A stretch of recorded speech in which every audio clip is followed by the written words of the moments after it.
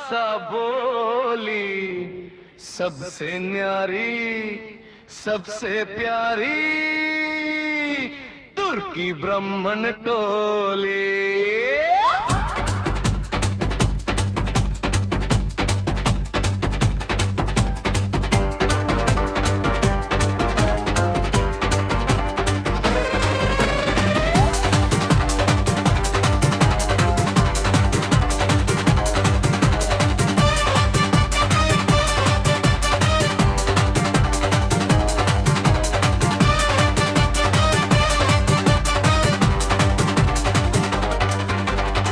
तुर्की ब्राह्मण टोली नाम से ही शान है, मिट्टी में खुशबू देश की, दिल में हिंदुस्तान है।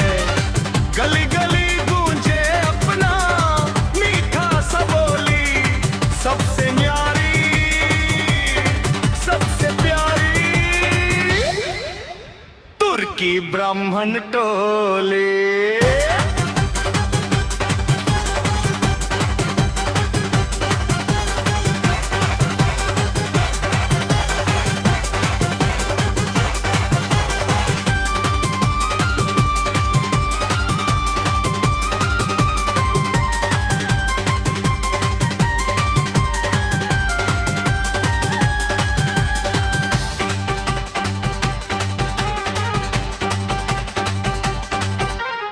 सुबह की आरती, शाम की चौपाल, मिलजुल के रहते यही अपनी चाल। खेती बाड़ी मेहनत सच्ची, माँ की ममता नजर ना लगी। जय हो तुर्की ब्राह्मण टोली, दिल में फसल माटी की डोली।